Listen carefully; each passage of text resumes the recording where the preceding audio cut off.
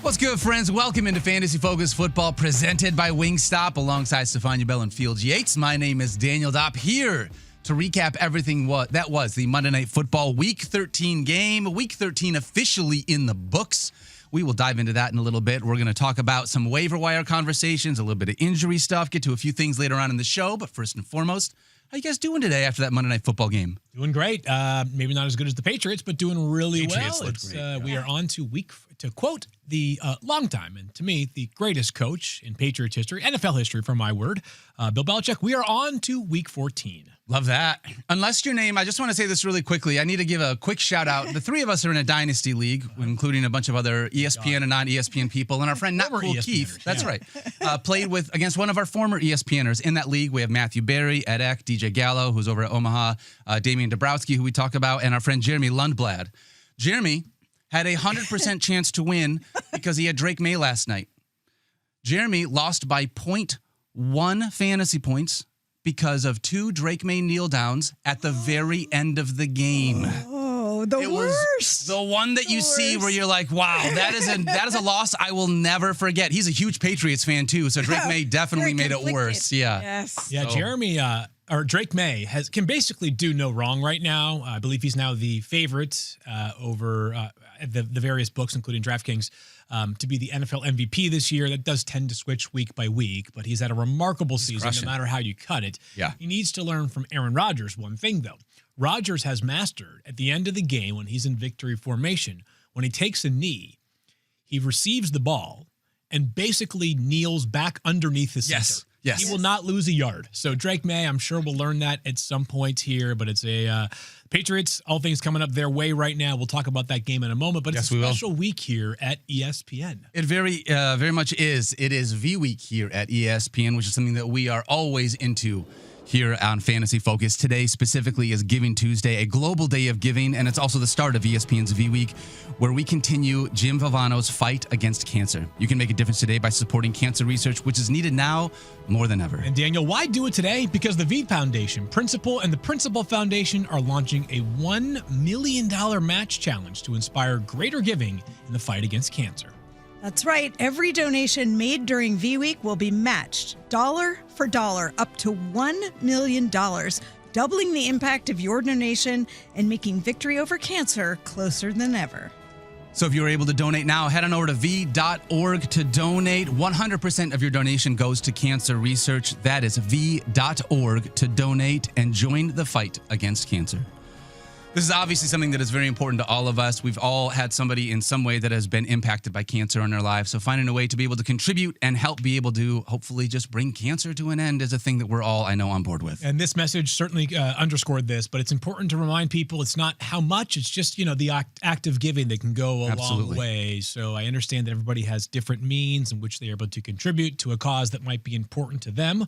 Maybe the V Foundation is important to you out there. It doesn't need to be some gigantic donation. Every little bit counts. Absolutely. But now more than ever, these private donations really matter. And I love the fact that every dollar goes to fund the research. 100%. And that is why, Field, to your point, every single dollar matters.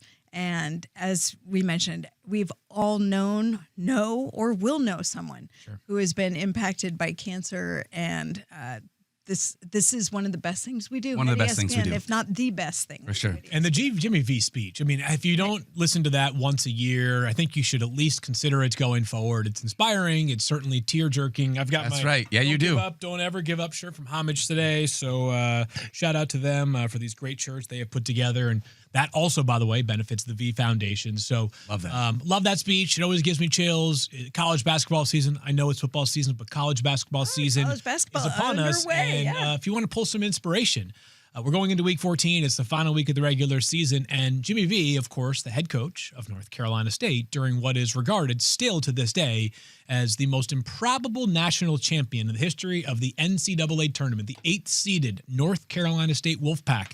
defeating a great, and I mean great, Houston team. So there's an opportunity. If you're sitting there and like you're just going to sneak into your playoffs, who knows? You could be the final seed in, or one of the final seeds in. And just like Jimmy V and his North Carolina State team did back in '83, you could make a run to the championship. Love that. Love that. Also, Fields, your brain is just unmatched. I just want to say that. Your memory is fantastic. Remember the shot, I do, of course. I've seen the shot. I don't remember the shot. I wasn't. The three-point line wasn't installed yet, but there was a shot from what would have been a three that came up short, but basically like an alley-oop, an unintentional alley-oop that helped catalyze that amazing championship run. Well, I am going to, and I don't want to pivot from this. However, go to v.org/donate. I want to throw a quick alley-oop to our buddy Eric Moody, who is in our YouTube chat today. Follow him on social media at Eric N. Moody and head into our chat. We want your Week 14 questions. We want your playoff questions. Obviously, with Week 13 now in the books, we're going to talk about Monday Night Football here in just a minute. But we want to know some questions you guys have moving forward, either for the final end of the regular season or what you need to figure out for your playoffs, some things that you need to do with your squad. So please send us some questions and ask Eric Moody in there as well. Because right now we are asking those same questions of ourselves. It's Believe true. me, we all are on the bubble somewhere. So these decisions become more important than ever. This is your season right now. By the way, I still want, this is actually what I want, and I think this is for someday this week. So I apologize for being heavy-handed here. Oh, wow. What's up? Just, Oh, my shirt? Just roping in with a quote. What? It's just a shirt of the Traylon Brooks shirt that says, I can find you 20 catches better than this. I probably could. Field Yates, probably. Wow. Do you just have like an on-demand shirt maker? Yeah. Look at that. Yeah. That is outstanding. I just want to take a moment for this shirt. That is fantastic. Thank you very much. You actually have a black T-shirt, and Daniel is a big advocate of wearing a T-shirt with some sort of overshirt. Yeah, I wear some over, especially in winter. Oftentimes buttoned down, but sometimes buttoned up, as was the case today. With the big reveal. Now revealed. Yeah, we legitimately have a shirt maker at home that we like do, and by we, I very much mean your wife. Very good at crafty things. My wife Rosie is so good at stuff like that. That is amazing. I was like, this is so much fun. Field really didn't like that catch. Let's have some fun with it. I thought it was solid. I just thought the hyperbole got out of control yesterday. I understand. You could probably find like 20 better catches than that. Probably, I agree with you. I think about it. I mean, obviously the OBJ catch, definitely better than it. I still think the Justin Jefferson catch, better than that. We can You're now going to name all 20 catches. Yeah, all 20 catches. I'm going to go through the annals of great catches over the years. Anyways, it was a cool catch. I'll give you that. It's a great T-shirt. Thank you. I appreciate that. Completely disarmed him. I'm sorry, but that was fantastic. Thank you. The only thought I wanted to finish, which is important for the next couple of days, is you asked for questions. Yep. I want people to submit as many questions, and hopefully we can curate these. Use the hashtag FantasyFocus on Twitter if you still use that ridiculous app. But it is a very useful place for us to gather questions. Yes. Lamar Jackson, Saquon Barkley, Justin Jefferson questions. Yep. Hey, I am debating between this player and that player. Yep. And spare me like the Lamar Jackson versus like Dylan Gabriel questions, right? Like I want a thoughtful one when you're trying to decide like Lamar Jackson versus another solid quarterback. Lamar Jackson, Joe Burrow. Think about it. Yeah, I think that one's Joe Burrow, just based off what we saw last week. But we can talk through those more over the next couple of days here. Anyways, let's dive in. Last night, yes. A little bit of Monday Night Football. We saw the Patriots absolutely crush it. Drake May is good at the football, guys. Like, there is no ifs, ands, or buts about it. There's a couple things that we were looking at coming into this game. Yep. The two things were, and I'm going to start on the New York Giants side of the football. This is important. What does Jackson Dart look like? How much does he run? He got freaking lit up on the sideline. Yeah, let's talk about this for a second. Holy smokes. Yeah, so Jackson Dart breaks the pocket under pressure and runs up the right sideline and gets hammered. It was a great game. Ellis. By the way, it's a 10-yard run. Yep. A completely legal hit. Yes. There's nothing wrong with that. It's textbook. It's inbounds. And yet, Stephania, it gets to the heart of what needs to change for Jackson Dart. I am like, if it could be dangerous, I could go on a rant now. Let's do it. This microphone is for. We haven't had a good Stephania rant in a minute. Jackson Dart, I know you're watching. You need to do better for your team and for you and for everyone who is watching the game of football, because yes, football has tried to make the game safer, but it is on you to also participate in that. And I'm disappointed, Jackson Dart, because you did make it sound like you were going to make an effort to change because you understood your value to your team. Let's be clear. Not because anyone thinks that you might be soft if you don't run the same way, or that you're not as intense of a football player if you don't get every single yard, but because you need to be there for your team. The Giants have made a choice that you are their quarterback. You then need to be healthy and available for them, something you were not after suffering a concussion. Now, concussions happen. You can't control all of them, but you can make smarter decisions. And it wasn't just that he didn't step out 1 yard earlier on what was like 2nd and 13. I mean, so it could have been 3rd and a couple. You could have tiptoed out of the sideline. You know you saw somebody coming for you. Right. You could have tiptoed out there. But it was after the game at the podium when you basically said, that's football. I'm not going to change the way I play. I play aggressive. That was the disappointing part to me, because that tells me that you didn't take all that in. And no one's taking anything away from his game, by the way. We've watched quarterbacks learn how to slide. Do you remember, who was it? Was it Andrew Luck that he worked on slide? He got a sliding coach so that Drake May has clearly done so much better job of avoiding the big hits now. And look what he's doing. He's staying healthy for his team. But I remember when Andrew Luck worked with a sliding coach, because he wasn't a natural like Russell Wilson, played baseball and can slide beautifully. But he did it because he knew he had to try and protect himself better. He was learning how to take steps out 1 or 2 steps earlier. You're not going to stop all injuries. I would never, I get it. As much as we don't like to see injuries, they're a part of football. But you can make better, smarter decisions. And to me, that was, I was so bothered last night. I was like, throwing stuff at the television. Like, come on, you're young. You have a future here. The Giants have chosen you. So let's do our part and be there for our team. Yeah, that play was kind of the perfect encapsulation of sort of the heart of the issue. And remember, a couple of Sundays ago, might have been 3 Sundays ago now, apologies for not remembering specifically, Adam Schefter had a report. The Giants, I'm getting old. The Giants have been trying to basically encourage Jackson Dart to be smarter as a runner, right? Apparently the message wasn't taken on that specific play. Josh Allen, another example of a guy who's become a much smarter runner as he has gotten older. But here's what I will say about Jackson Dart and the fantasy value, because obviously people are still wondering, like, what does this mean for this player that for a while was like a top 5 quarterback and he was on an absolute heater? One thing was very clear last night. There are some things the Giants can do to protect Jackson Dart from himself. That is called 0 designed quarterback runs last night. Remember, it was the kitchen sink offense with Brian Daboll and Jackson Dart, as Daboll, I think, was trying to keep his job, right? The more games you win, the likelier you are to keep your job. Last night, with an interim head coach, Mike Kafka, not only did they not run the football at all with Jackson Dart by design, this was like, let's just get out of this game healthy offense. Like, they're down 30-15 in the fourth quarter with like maybe 9 minutes to go. Enough time that you could conceivably mount a comeback, even though that felt improbable with how well the Patriots were playing. And they're just handing the football off. Yeah. 1st and 2nd down, hand the football off. Like, and if I'm the Giants, by the way, now 2-11 going into their bye, you should be thinking about the bigger picture.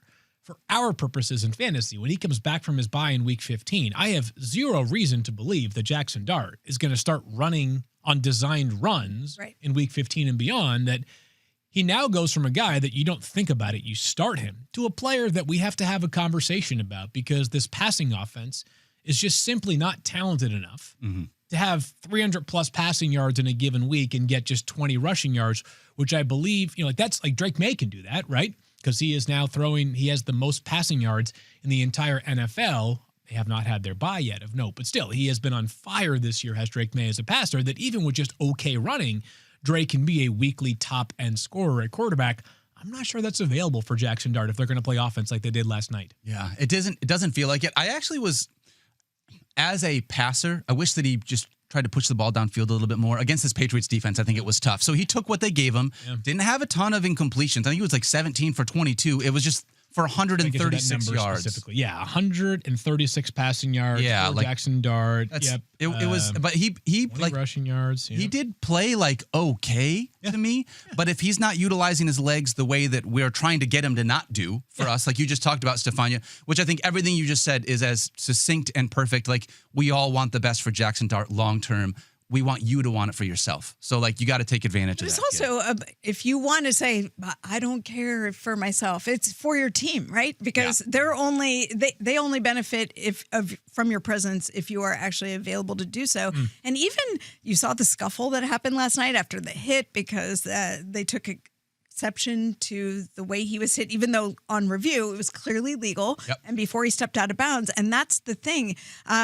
Patrick Mahomes gets away with it because he's really nimble and he runs that sideline, he tiptoes it, and then he gets out just at the right time. Takes the occasional hit, but you gotta be really good at doing that, or you are going to take the hits. And your team then gets involved in the scuffle to protect you when that all didn't need to happen. So I think just I like to see people learn from things and maybe take actions that would demonstrate that they have taken a lesson away from it. Yeah. That's all. I got one last thing on the Giants. You guys have anything else before we move on? Not on the Giants, Patriots. Okay. Yeah. So for the Giants, I just want to say that we do think about the people here on the show. Yesterday, we had someone ask a question. I need 7 points.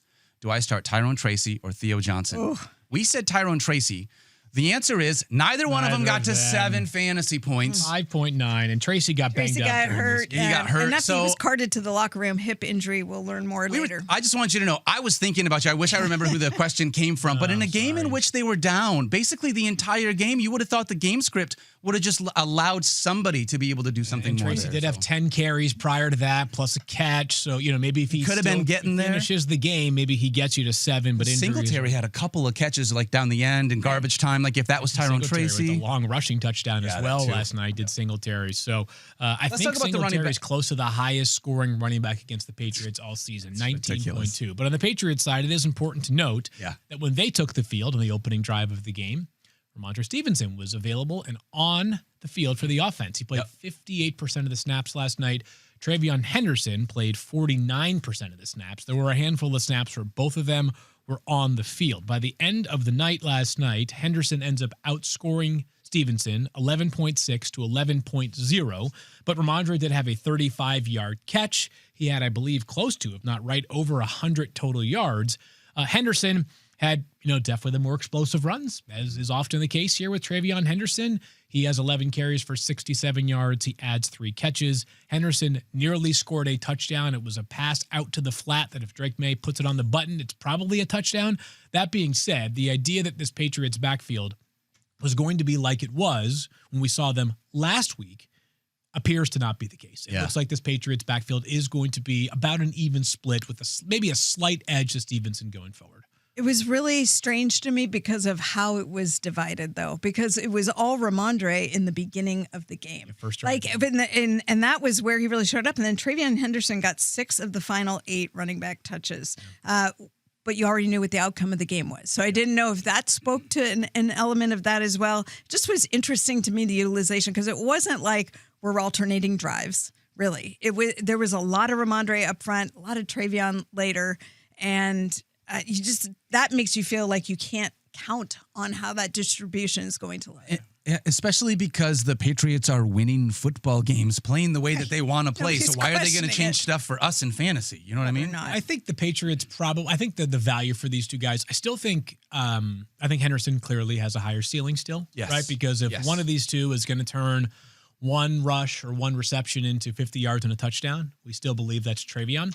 The floor is a tricky conversation. Travion's playing less, but he's probably a better bet to get 3 to 4 catches in a game than Ramondre is, even though Ramondre got 3 last night. I don't think this is quite a stay-away backfield because they're so good on offense that they could score 4 or 5 offensive touchdowns in a game. But the Patriots are an offensive wagon right now, and they threw the ball to everybody. Everybody. That was the other thing. Just one more thing on the backfield, which is Ramondre had that toe injury, right? So we didn't see him for a bit. Comes back. This was really only his second game back from that toe injury. So we expected him to do a little bit more, just not really clear how the division goes. If you're the Patriots, you're sitting atop the division and you're looking at your season doesn't end when our fantasy season ends. Right. You're hoping that your season ends in February if you're the Patriots. So that means to me that you want to keep your backs healthy and you're not going to overload one of them, especially one who's just come off injury. So I agree with you, Field. I think it's going to be a split the rest of the way. Unless there is something that happens in the middle of a game to change it. Might not feel good right now for those that have him in redraft leagues, but for our dynasty listeners or viewers out there, Joe Buck and Troy Aikman were saying nice things about Travion Henderson, and Joe relayed that they were speaking to Josh McDaniels, and I think that the term they used was, this is just the tip of the iceberg for what we can do with Travion. So perhaps a very bright future for Travion in years 2 and beyond, and a pretty darn good present as well. This team is 11-2 in part because of his contributions. Did you know that Kayshon Boutte has more receiving touchdowns than Jamar Chase this year? It doesn't really surprise me, actually. LSU was wide receiver, Yeah. Honestly. I'll tell you what a great story of improvement for fantasy purposes. Seriously. Not sure any Patriot is a lineup lock amongst the wide receivers. Agreed. But an amazing story of improvement for Kayshon Boutte, who almost acted his way out of the NFL with some off-the-field situations.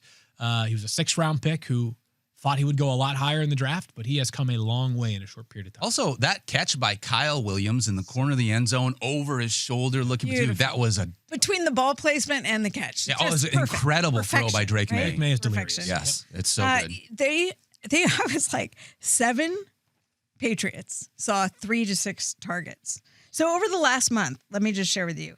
Stephon Diggs, so the last 4 games. Yep. Stephon Diggs, 26 targets. Hunter Henry, 26 targets. Matt Collins, 25 targets. And then Henderson and Stevenson, 19 targets.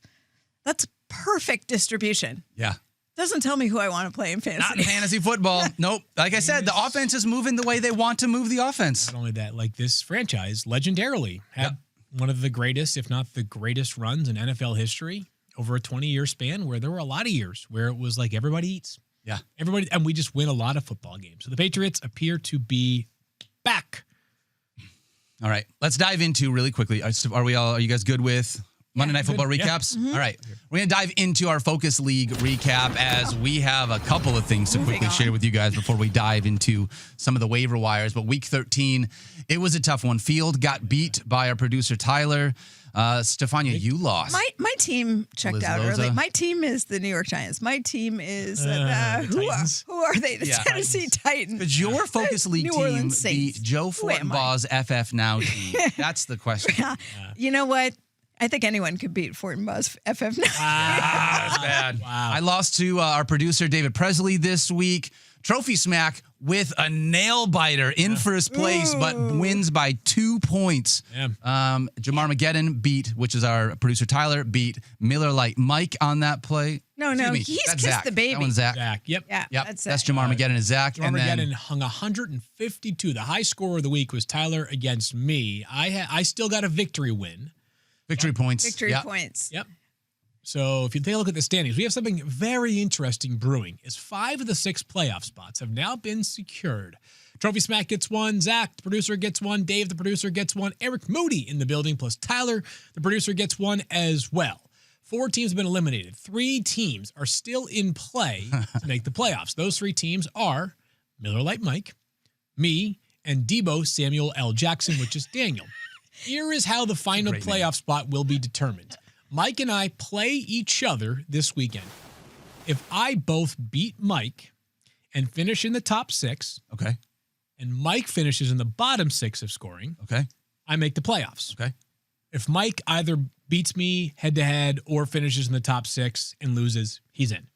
You need to both win and a victory point.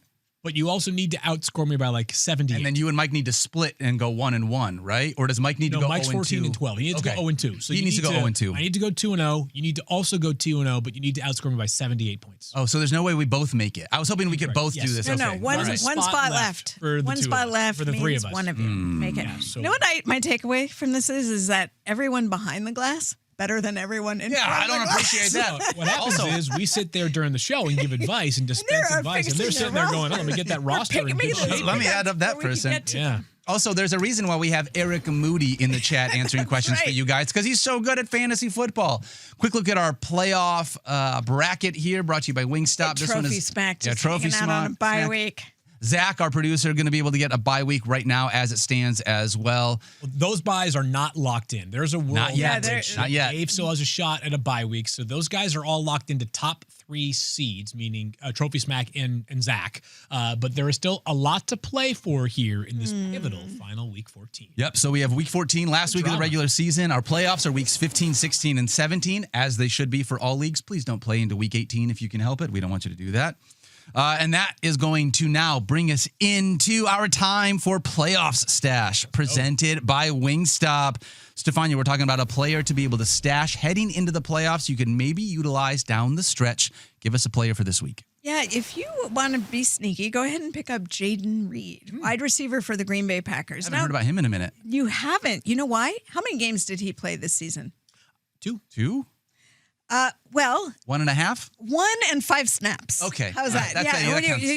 You guys were definitely there, but that's why you haven't heard from him. But he had a nice first outing. What happened was he broke his collarbone 5 snaps into that second week, and so obviously had to go out for surgery. Also, you may recall during training camp, he had a Jones fracture in his foot. He was playing through that foot injury, and there was some question about how well he could play. Looked really good in week 1. He had decided not to have it operated on, was going to go ahead and play through the season. Collarbone injury happened, so he got 2 for the price of 1, got his foot fixed and his collarbone, and now it says he feels great, he looks great. His practice window was opened 11 days ago. Okay. And the question is he going to be here this week? Matt LaFleur said it's really going to come down to the end of the week so they can see how he looks by then. I think he'll still come in questionable against the Bears, but if it's not this week, it'll be next week. So he's somebody you might want to hang on to. Now, Matthew Golden, who missed a couple games because of the wrist injury, is expected to potentially be available at the end of this week. The Packers do the same thing where you don't necessarily know who it's going to be. But if you're looking for a potential explosive play guy, Jaden Reed could be it. Okay. Love that, Stephania. I want to ask you guys just about Packers wide receivers in general. We've got a handful of them. I'm good. You're good? That's sort of, I think, the question, like with this, like you've got a handful of guys here. Christian Watson, Romeo Dobbs, Jaden Reed. It's Watson, right? Dontavian Wicks. Yeah. Watson is the guy right in this moment. Dontavian Wicks teased you this week, but don't let that fool you. Yeah. Watson was really good as well. He had 10 targets. He had the long touchdown. Like Watson has incredible big play upside. He seems to have the most rapport with Jordan Love, at least during this time in which Jaden Reed is not around. It's a good matchup against the Bears on Sunday. These guys play twice in the next 3 weeks, by the way. So if you like this matchup in week 14, you like it again in week 16. So if I had to choose one, it would be Christian Watson. But generally, my rule of thumb is if I can, I don't want to have to choose between Packers wide receivers. That makes a lot of sense. It makes a lot of sense. However, down the stretch, we've seen Jaden Reed. I used him last year, and to start the season, he got in the end zone week 1, scored over 13 fantasy points back in week 1 of last year. Yeah, in Brazil. And it seems like every week, a Packers pass catcher gets injured.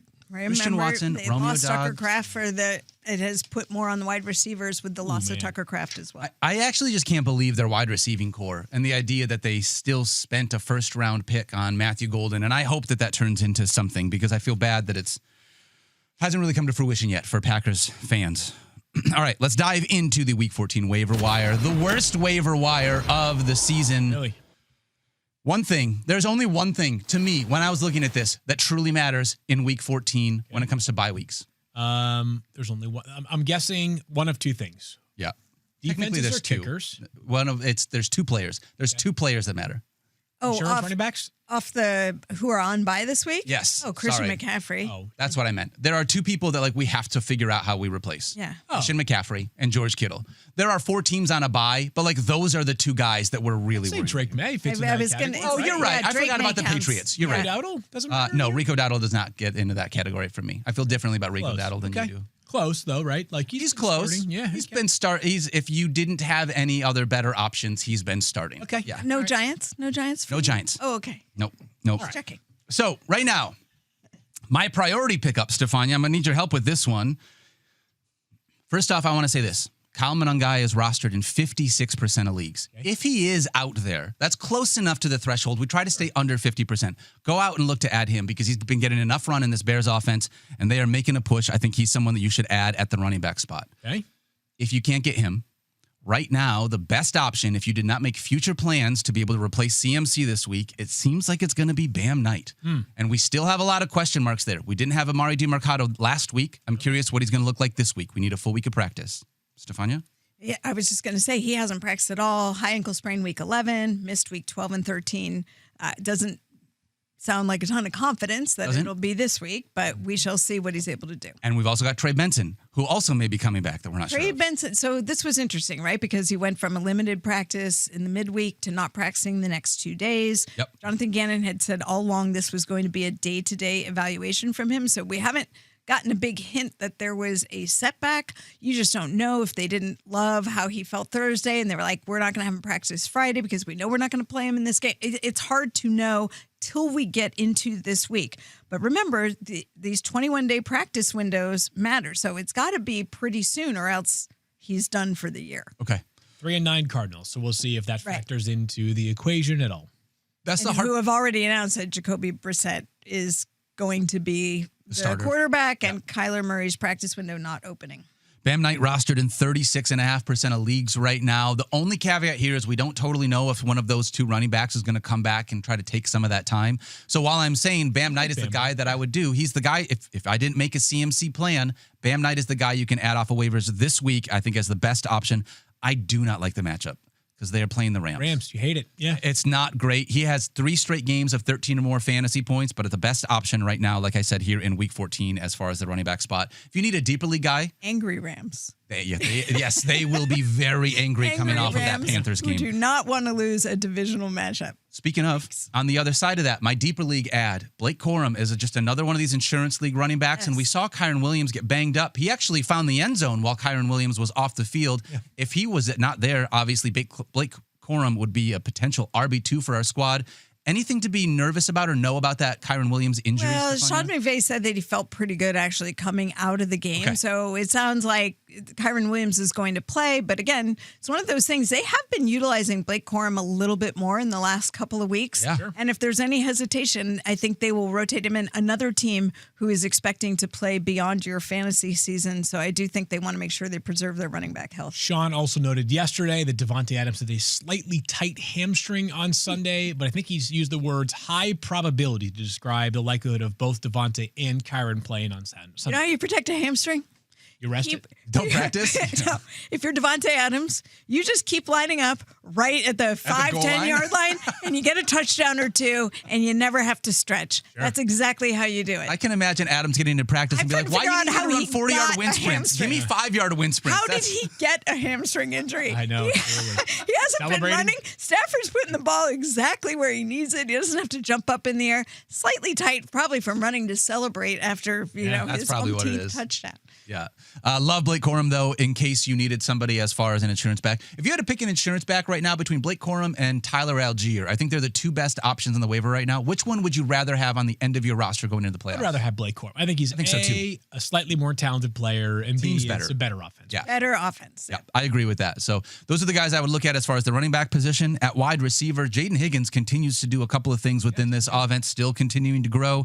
11.5 fantasy points in 3 of his last 4 games. He's the clear wide receiver 2 in this offense. Not major upside, but a solid flex option. Correct. Solid flex option if you need someone. And this is one of the things that we look at every year. We talk about rookies in the tail end of their their first season being able to help grow a little bit. We saw Jaden Reed do that his final year of his rookie or the tail end of his rookie season. We saw Amon-Ra St. Brown do that at the tail end of his rookie season. So we're kind of looking for some of those guys. Speaking of Amon-Ra St. Brown, if you need a dart throw this week, there might not be a Khalif Raymond. We may not have Amon-Ra St. Brown. There is no Sam Laporta. Is it time? It's time for Isaac Tesla, my friends. Oh, I am pumped about this. Yeah, Amon-Ra St. Brown, I'm assuming is going to be questionable. We'll see. He has not officially been ruled out, but there are some questions as to whether or not he's going to play in this Thursday night game against the Cowboys. Right. If he doesn't go, like I said, no Sam Laporta. Khalif Raymond has been out dealing. He didn't practice on Monday with an ankle injury. Isaac Tesla might be the wide receiver 2 of an offense that's going to have to keep up with this Cowboys team because they have to win. They have no choices. So he is a touchdown machine. We haven't really seen a lot of production from him other than in the end zone the couple times that he's found it. Yeah. But Tesla is a dart throw as a deeper league guy if you need it. And then go ahead, Spike. I was just going to say, while we're here on the wide receivers, just a couple guys to keep an eye on somebody you might need to replace. So Marvin Harrison Jr. comes back after an appendectomy, but ends up with a heel injury in that game, was expected to go see the physician about that heel issue. So no lock for Marvin Harrison Jr. to be there this week. For those of us who have Michael Wilson, maybe that would we'll find out.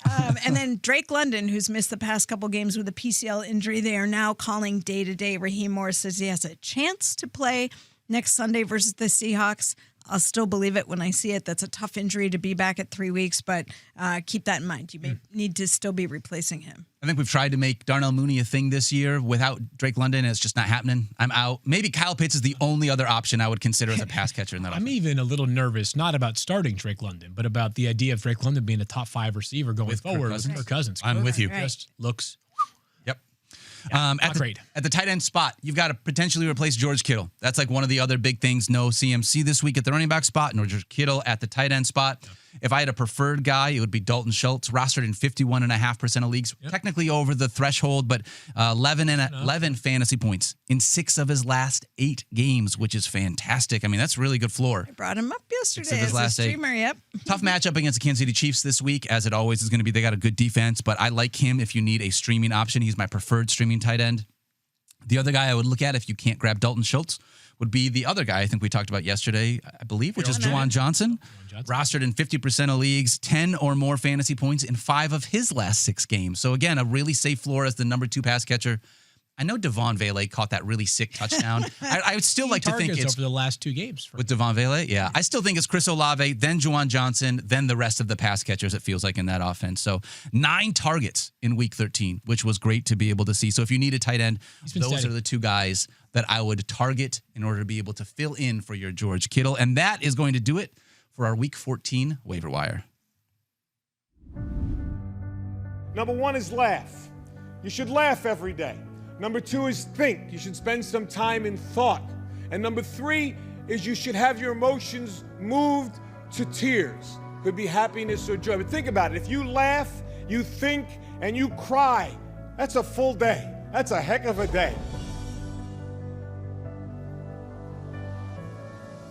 Great speech. I mean, go listen to the whole thing Words today. to live by, right?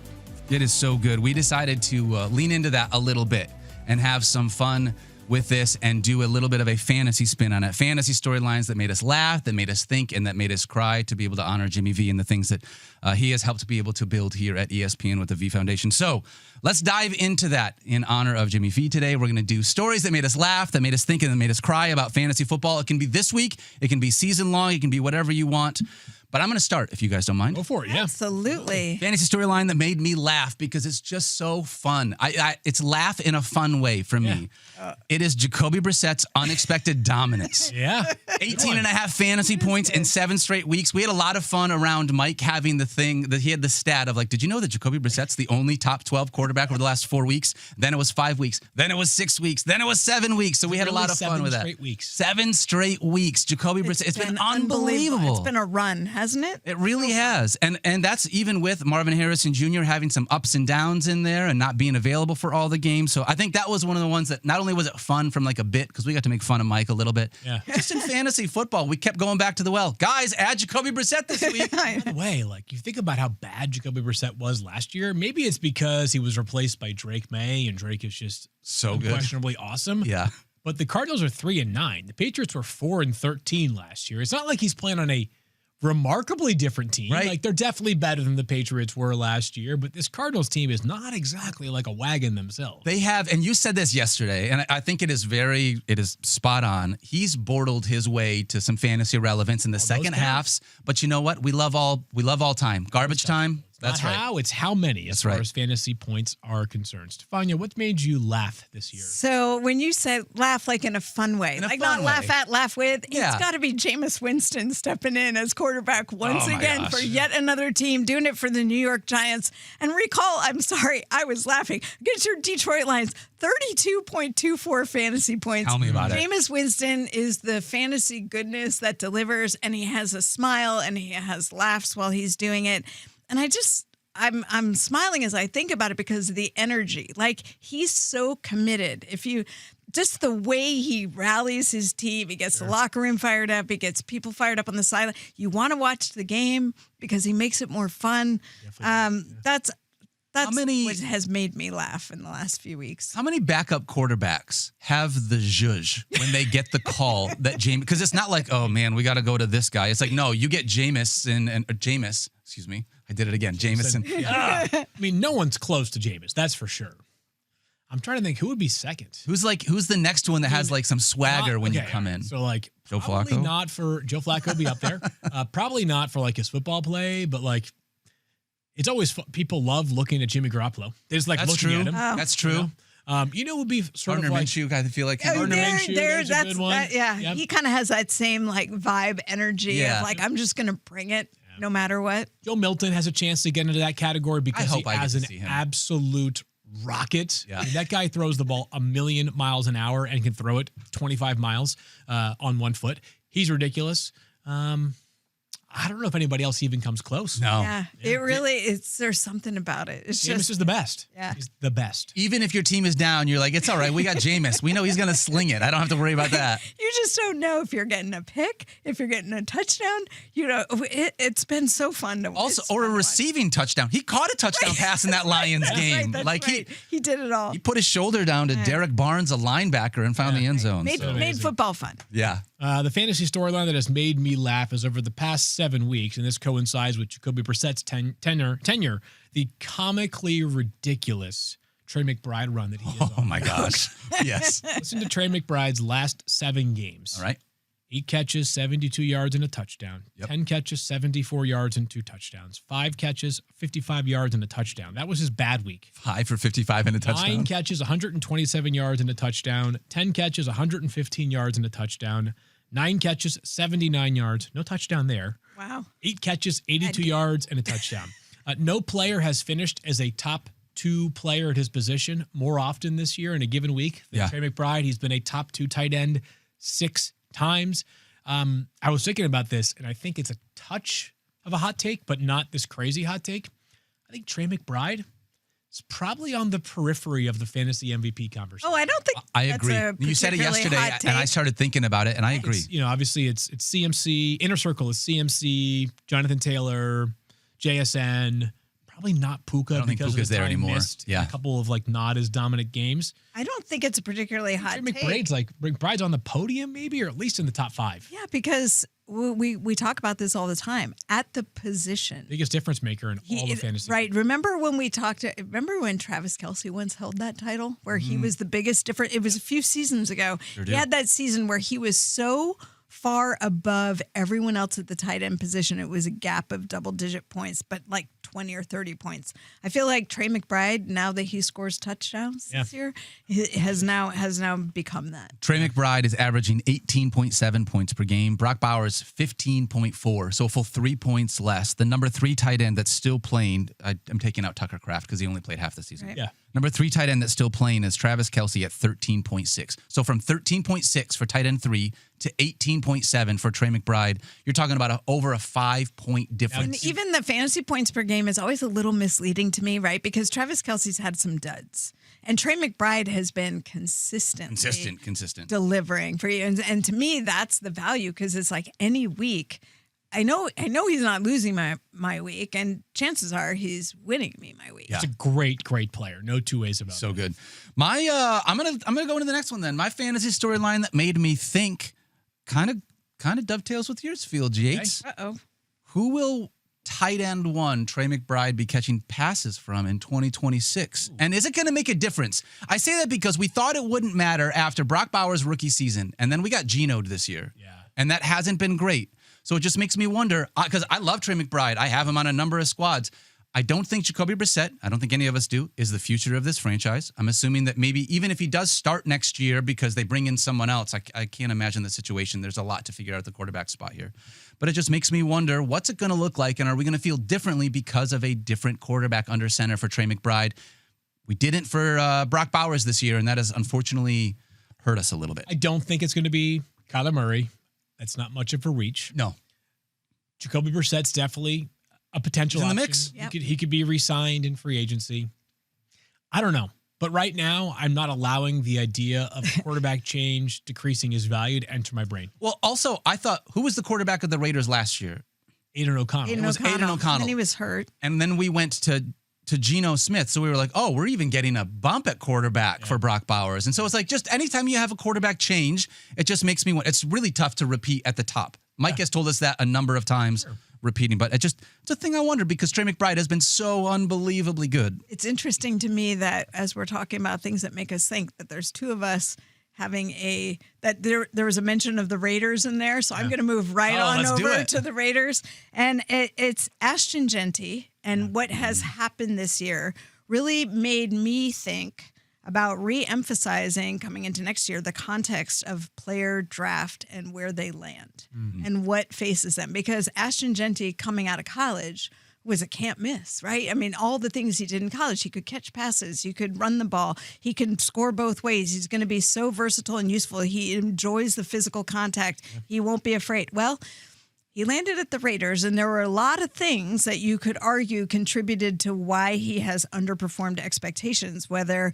it's the play calling, whether it's the offensive line, whether it's the quarterback, whether it's Ashton Genty himself within that environment. But it reminds me, and we're going to trust Field a lot for this because of all his awesome draft coverage, and he's watching all these college kids. But when you see them come out and they are touted as these outstanding, can't miss NFL players, I still firmly believe, and we see it most dramatically at the quarterback position, but it really applies to any position.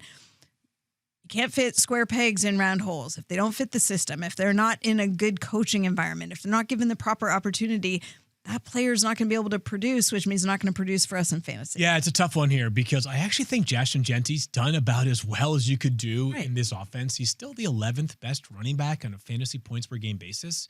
He's averaging nearly 15 fantasy points a game. It has not been what we hoped for. Remember, one of the debates coming into the season was who should the fourth running back taken be? Christian McCaffrey or Ashton Genty? Pretty clear answer now, 13 weeks into the season. But yeah, I think maybe the lesson learned for teams, because we have a fantastic, and I mean fantastic running back prospect that will be in this next draft class, Jeremiah Love from Notre Dame, who's been just amazing, who I'm working on my first mock draft. I'm working on my top 25 rankings. He's one of the 5 or 6 best players in the class. And yet, if you're a team in the top 10, is that the right business move to make? Grab him. Yeah. We've talked about this with Ashton Genty. You know, obviously Pete Carroll, I think you really wanted the player. I think that the Raiders understand now that no matter how special the player is, the system is going to have to be different, and you have to, of course, have better offensive line play. Yeah. And I think that's the thing. It wasn't so much a knock on Ashton Genty as it was where we drafted him fantasy-wise, and that's the make me think part, is that for this redraft league, you know, if Dynasty, sure, of course you're holding on to him because you expect him to continue to blossom, but where would we, if we were drafting now, where would he be drafted? I'm going to guess it's not at the tail end of the first round. You know what's tough is every running back outside like the top 7 is just like, they're all kind of the 7 to 20. They're all kind of the same, it feels like. So I did ask Mike for what it's worth. He had a stat coming into the season. I believe it was like the last 10 running backs. 8 of the last 8 running backs that were drafted inside the top 10, all 8 of them finished as like a top 10 fantasy running back. Yeah. Just it's something like that. But it's 12, close. Yeah. And he is right there. Like, even though it doesn't feel great with Ashton Genty, like you said, Field, like he is still delivering. It's just that when we come in with these unrealistic high expectations for a kid that was so good in college, he's going to be the next whatever, we build this thing up to make him be something that we haven't even seen yet. So I don't even think he's necessarily played poorly. I think given what he's done with this offense, he's played about as good as he probably can. Here's a fantasy storyline that has made me think, and I believe now and going forward, I'm just not going to think about it, because when I do think, it doesn't seem to work. And sorry to steal Daniel's jib here, but when do you play Jameson Williams? Like, every time I think I have it sized up, he goes for 0. That's so good. And then when I fade him, I'm like, he had 26.5 fantasy points. He's on my bench. Why did that happen? Why would I do that? Why would I do that? Why am I the biggest idiot in the entire universe? So, J-Mo is an interesting one, to say the least. Yeah. This week we feel better. Not that we want this to be the case, but we do not expect Amon-Ra St. Brown to play on Thursday night. So Jamison will be inside my top 15 for wide receivers. Agreed. That being said, for a player that is so dynamic, when the football is thrown his way, he has had way too many duds for my liking. Is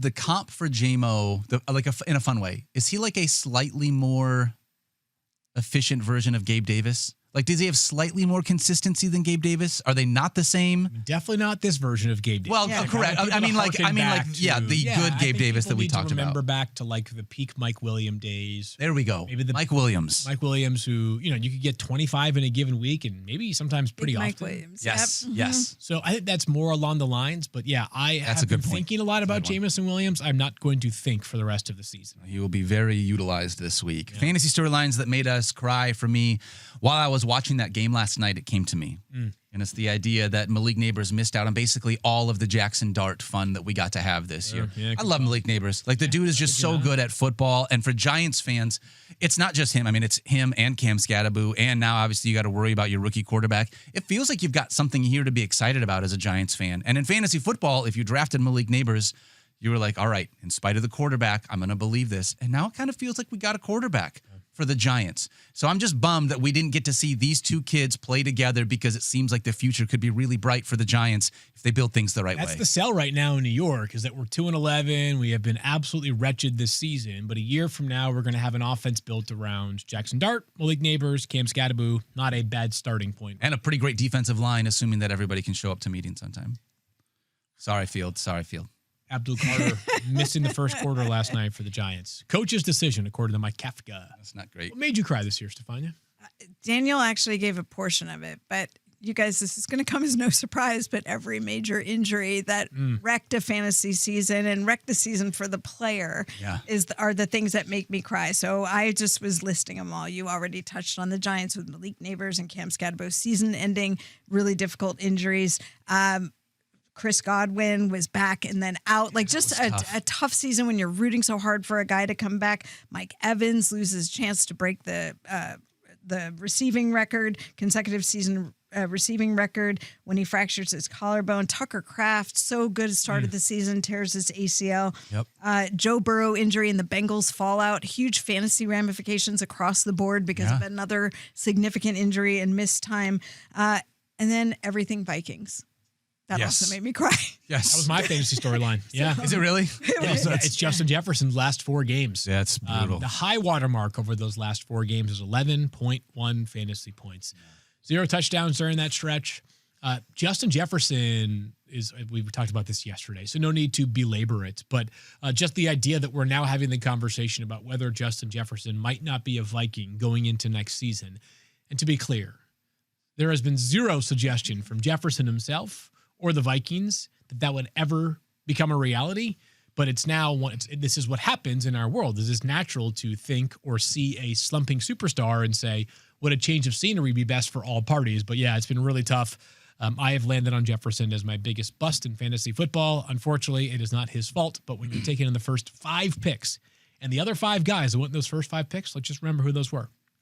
Bijan, Jamar Chase, Jahmyr Gibbs. He's good. Saquon Barkley, Justin Jefferson. So those 2 guys obviously fighting for it right there. Jefferson, though, man, really but at tough. least Saquon's gotten the taste, right? He got his Super Bowl ring, and Justin Jefferson, it's like you have to start looking in at your career as a whole, because you realize the clock is ticking, and the skill set that you have as wide receiver is so dependent on things that are better in your youth. Your experience factors in. That comes with age and time on the field, but the ability to stay healthy, the hamstring injuries, he's already dealt with a couple little hamstring issues. It's got to be going through his mind. At least we saw Adam Thielen get waived from the Vikings as a favor because he knows it's his last year and he wants to go somewhere with a chance. Really, the Vikings make me cry too. Yeah, all the injuries and the Vikings. I don't think Justin Jefferson is motivated in this regard, but I can imagine if it were me in his shoes, which would never happen, but it would be cool to think about. Justin has also maintained pretty much like every early career record, like through X number of games or seasons. Yeah. He's either at or near the top of every statistical barrier. it's got to be a little bit disappointing when it's like, all right, I'm number 1 through 3, 4, and 5 years. And because of this season, I might slip to like 4th through 6 years. Yeah. Like, I think that's human nature. I think I would want to stay atop those marks because you're the best receiver or on the short list for best receivers in the NFL. Yeah. He has fewer touchdown catches over the last month than Treylon Burks, Field, who obviously we know is a great wide receiver. Right. Jefferson had a better catch than Treylon 3 years ago. I don't know. We'll see about that. We should just every day going forward bring a different catch and just do a poll. We got 20 days left for sure. Can I tell you really quickly? Please. We had 2 mock-ups for this. The other mock-up of this shirt was this catch with the greater than symbol and then the OBJ catch on the other side, so that you had like both of them to like look at. Really well done. So good. Did you also make this the background photo of your computer? I did, in fact. Yes, I had to double down on it. You are very confident in this. I love it. Did we highlight the fact that he's wearing a splint on that middle finger? Yes. And so you can see it, right? So yes, injured Treylon Burks. Yeah. Makes sense. Still getting the job. I love it. All right. Should we go to the mailbag, especially for our audience? Do we have any mailbag questions? We got a couple of mailbag questions. Let's dive into it, my friends. For our viewers and listeners, back to. We asked for a couple of questions off the top. This one comes from Burt Macklin. Wants to know, Ashton Genty or Roma Dunze in a PPR flex situation. I have to make the playoffs, and I'm scared. Yeah, Burt, I think the answer is pretty clear here. It's Ashton Genty. Agreed. Just because he's been more consistent. Even if the upside for each of these players is not a certainty each week, Genty is going to play 90% of the snaps. Yes. Get a ton of touches. I'm in on Ashton Genty. And Stephania said it yesterday. Rome Odudze's nickname was not built in a day. It took a couple of weeks for him to be able to earn that one. Poor Rome. All right, let's dive into another question here from our chat. This one comes from Tony Batchelor Jr. Wants to know Lamar, Justin Herbert, or Jared Goff. Actually, Justin Herbert. Let's talk about Justin Herbert. Let's talk about Justin Herbert. Justin Herbert had surgery yesterday to address the broken bone in his hand. Yep. Non-throwing hand, right? Non-throwing hand, yes. To be clear, left hand, broken bone in hand, surgery to stabilize the fracture, can wear protective shield with it. It would require the Chargers to operate mostly out of the shotgun. That would be what the game plan would have to be. Yes, but assuming that he is healing well, there's no complications post-injury, that he can do what he needs to do with basically back of the hand protection. That's why the hardware is in there, is to prevent the bone from re-breaking. So from that standpoint, a little side story, the reason they found out you could go back to play so quickly is because, true story, Julio Jones, when he was at Alabama, broke one of these same bones in his hand. And basically, after he was told it was going to be multiple weeks, they went in and had put hardware in. He was out catching passes, and he was demanding they throw the ball harder to him. And he was like, yeah, I'm good. I can play. They were like, okay, you can play. And that became the case study for going forward, that you could play sooner after these kind of fractures with surgery. So fun fact, you could drop that at a cocktail party. Julio Jones, thank you very much. But as a result, Justin Herbert could play Monday night. It depends really how he's feeling and if the Chargers want to put him out there or not. Yeah. Question. When you go to cocktail parties with medical people, do you guys talk about like Julio and hand recoveries and stuff like that? Is that what it is? Probably, right? You know what's weird is but probably at a conference, because it's natural that those kind of things would come up when people who are the best of the best are all sort of around. And it's not all they talk about. We're a little bit more interesting than that. Okay, people. sure. But I can guarantee you, at a non-medical cocktail party, there's somebody who's going to come up and say, oh, you're a physical therapist? I have this pain in my back. Yes, I do that. That's accurate. Like, do you know what I should? And I'm like, I'm off the clock. Off the clock. That's so good. So to answer the question, Jared Goff, Lamar Jackson, Justin Herbert, who are you taking? I'm taking Jared Goff. He's been the best. How crazy is that? It's an unbelievable matchup. It is. So and they need to, even if they don't have Amon-Ra St. Brown or Sam Laporta, they're going to have to, I think, keep up with this. And I don't think it's just going to be able to be the running game. I would, as a Lions fan, I actually feel probably more nervous about it than you guys do, but I would go with Jared Goff as well. Because you're just nervous because you're feeling I feel emotion. it. I feel the As somebody who rosters Lamar Jackson, I am feeling Jared Goff this week. There you go. I like that. All right, one more question here from our YouTube chat. This one comes from Greg Oh My Egg.